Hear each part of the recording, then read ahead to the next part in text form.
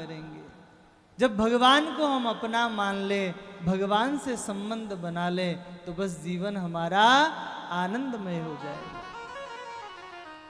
ठाकुर जी से जैसा भी संबंध बने, जैसी भी शरणागति हो, आप ठाकुर जी को सखा भी बना सकते हैं, आप ठाकुर जी को अपना गुरु भी बना सकते हैं, आप ठाकुर जी को अपना पिता भी बना सकते हैं, आप ठाकुर जी को अपना पुत्र भी बना सकते हैं, पर बस एक संबंध हो जाए, और संबंध ईमानदारी से, और उस संबंध का आप निर्वाह कीजिए।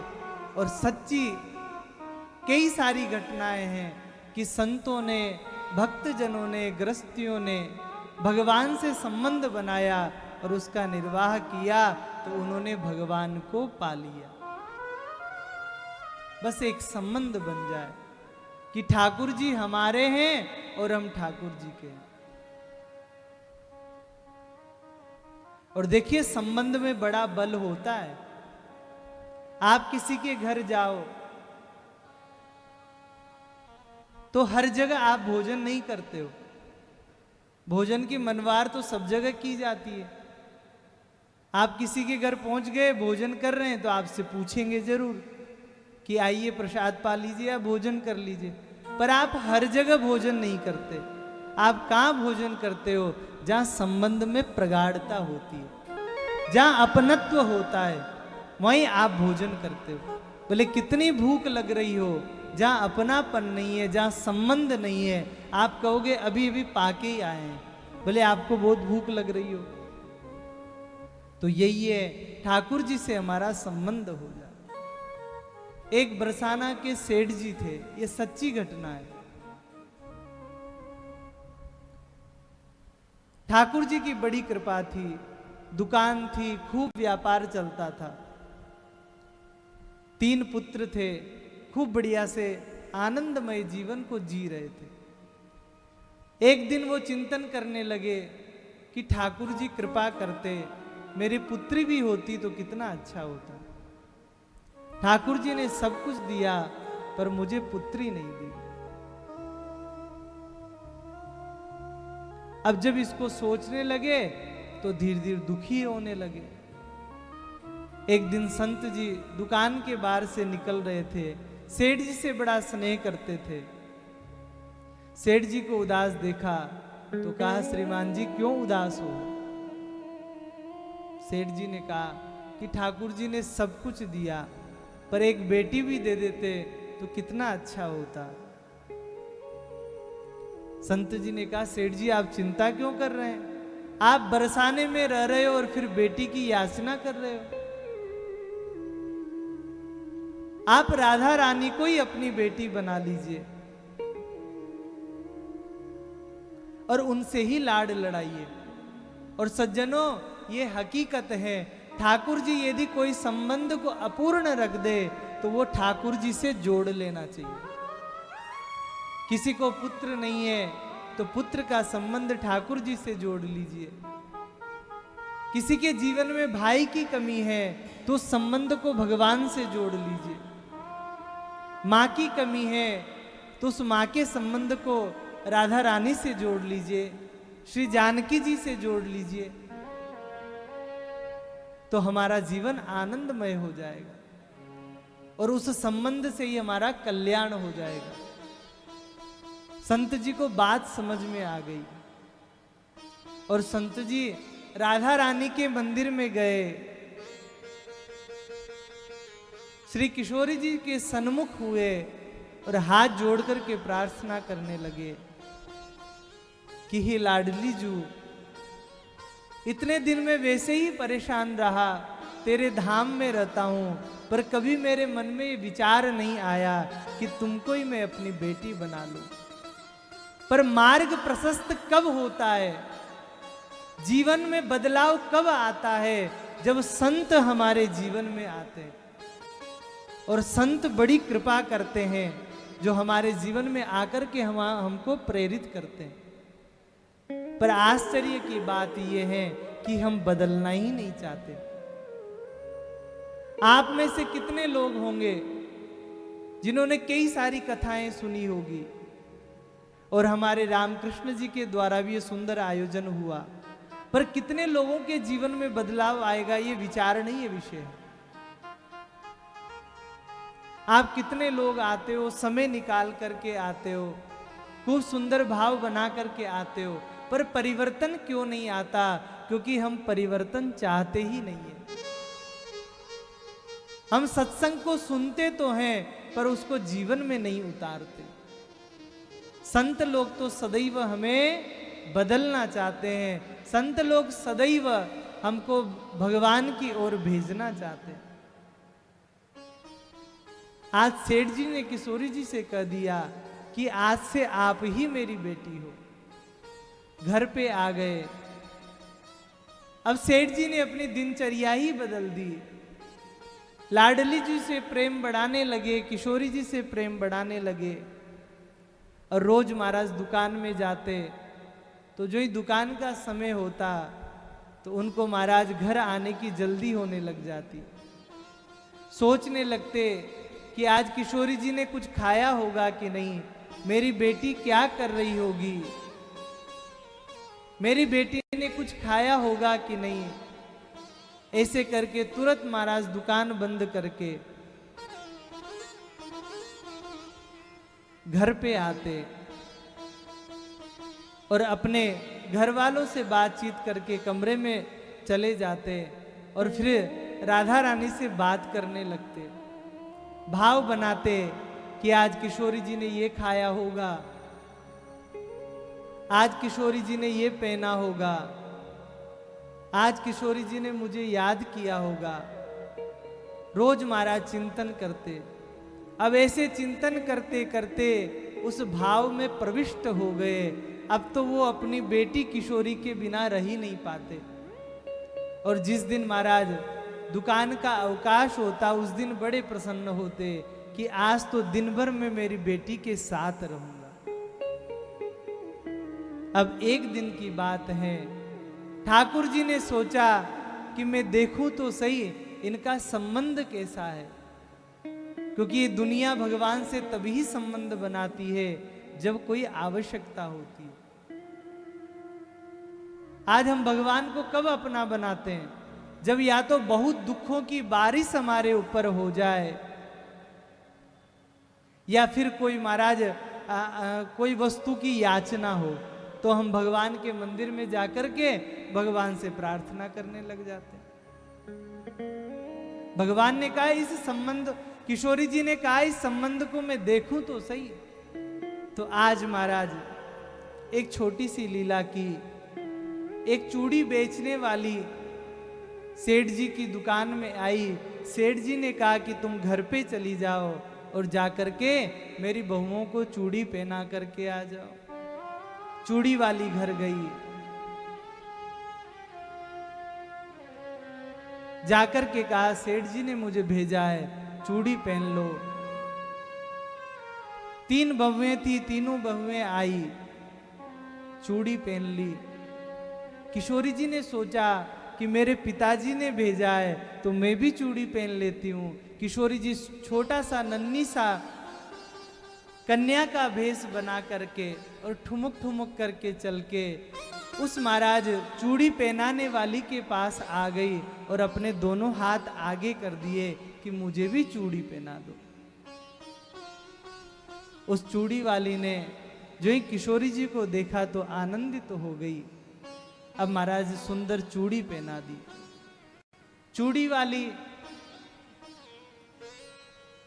दुकान में गई, सेठ जी से कहा सेठ जी 400 रुपए दे दीजिए। सेठ जी ने कहा कि पिछली बार तुम आई थी तो तुमने 300 रुपए में चूड़ियां पहनाई थी, क्या दाम बढ़ गए तुम्हारी चूड़ियों के? बोले नहीं सेठ जी, दाम नहीं बढ़े, हाथ बढ़ गए हैं।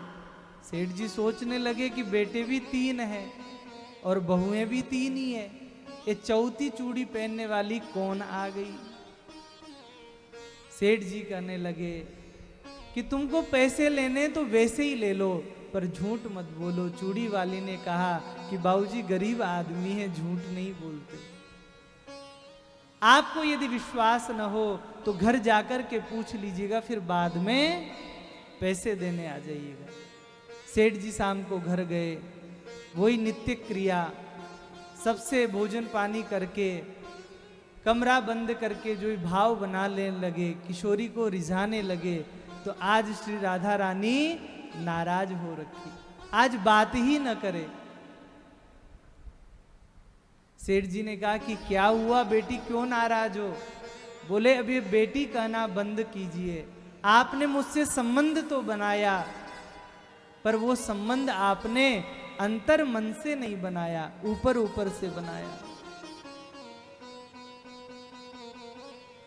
समझा नहीं बेटी क्या कहना चाहती हो। बोले आप जब मुझे अपनी बेटी मानते हो, आपने जब चूड़ी वाले को भेजा तो मैंने भी चूड़ी पहन ली, आप मुझे भूल कैसे गए?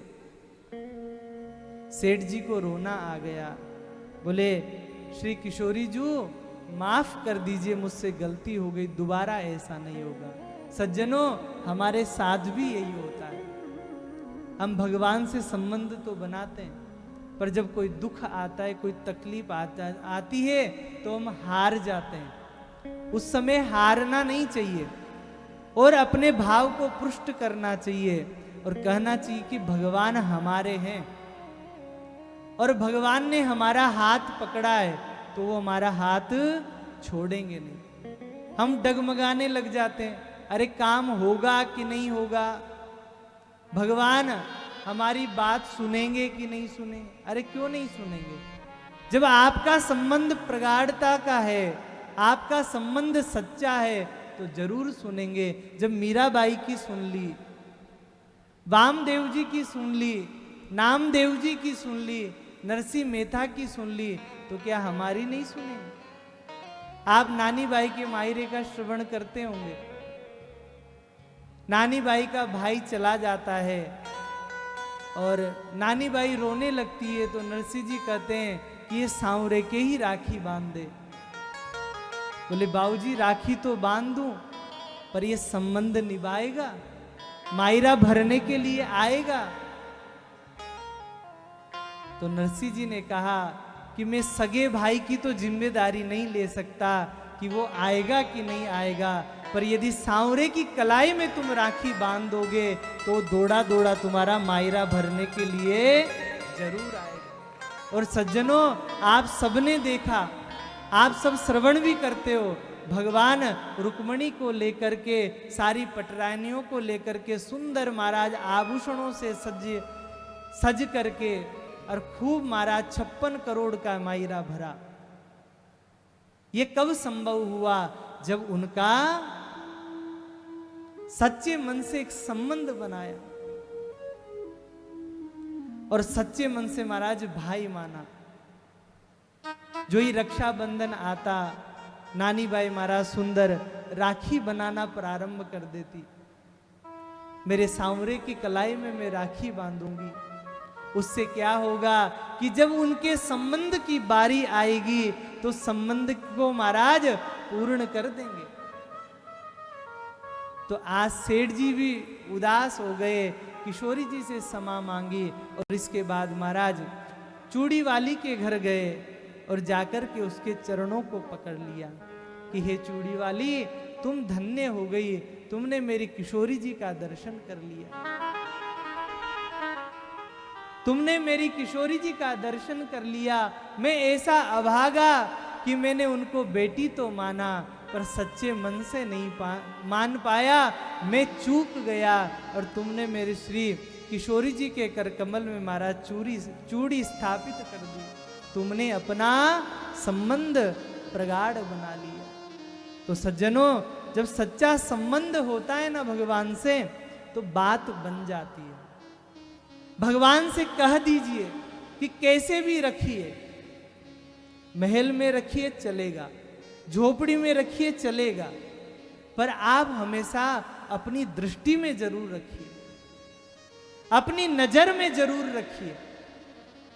आप किसी चीज का अभाव देना चाहते हैं, दे दीजिए, पर आप अपना अभाव मत दीजिए। हमको हर समय ये लगे कि भगवान हमारे हैं, भगवान हमारे सर्वस्व है, भगवान एकमात्र हमारे रक्षक हैं, ये भाव सदैव हमारे हृदय में रहना चाहिए। तब तो सहजता से ही हमारा काम बन जाएगा। नहीं तो कितनी व्यस्तता है, कितनी परेशानियां है, इतना बड़ा परिवार है और सारा जीवन इसके निर्वाह में ही निकल जाता। पर भगवान से जब संबंध बन जाएगा तो जीवन हमारा आनंदित हो जाएगा। कैसे भी रखिए पर प्रभु आपके संग में रख लीजिए। तेरे संग में रहेंगे प्यारे गोपाल, तेरे संग में रहेंगे प्यारे गोपाल। कह दीजिए आज गोपाल जी से। आप सब गोपाल जी को अपने घर में तो जरूर रखते हो, पर आज दिन तक ये नहीं कहा होगा कि प्रभु हम आपका ही संबंध चाहते हैं और आपको ही चाहते हैं। सदैव हमारी ये मुलाकात बनी रहे, आपका साथ बना रहे। तेरे संग में रहेंगे प्यारे गोपाल, तेरे संग में रहेंगे प्यारे गोपाल, तेरे संग में रहेंगे प्यारे गोपाल, तेरे संग में रहेंगे प्यारे गोपाल, प्यारे गोपाल, प्यारे गोपाल, प्यारे गोपाल, हाँ प्यारे गोपाल। तेरे संग में रहेंगे प्यारे गोपाल, तेरे संग में रहेंगे प्यारे गोपाल, तेरे संग में रहेंगे प्यारे गोपाल, तेरे संग में रहेंगे प्यारे गोपाल। फिर आपके संग में तो रहेंगे, पर देखो भक्त कैसे कैसे संबंध बना रहा है। तुम चंदन बनो हम पानी बने, तुम चंदन बनो हम पानी बने, बनो हम पानी बने, तुम चंदन बनो हम पानी बने, तुम चंदन बनो हम पानी बने, मस्तक पर मिलेंगे प्यारे गोपाल, मस्तक पर लगेंगे प्यारे गोपाल, तेरे संग में रहेंगे प्यारे गोपाल, तेरे संग में रहेंगे प्यारे गोपाल, तेरे संग में रहेंगे प्यारे गोपाल, तेरे संग में रहेंगे प्यारे गोपाल।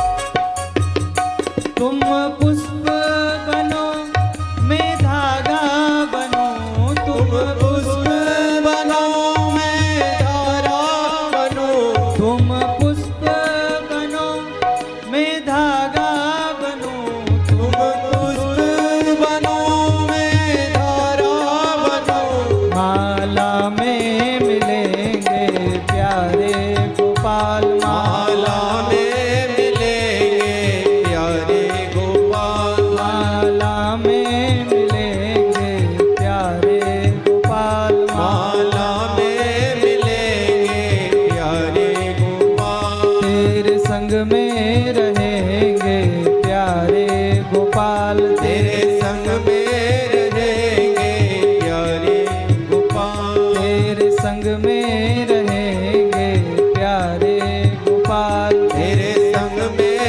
रहेंगे प्यारे गोपाल। तो ऐसे भगवान से संबंध बन जाए और सदैव हम भगवान के संग रह जाएं, भगवान हमारे हृदय में आ जाए और महाराज बात बन जाए। अब हमारे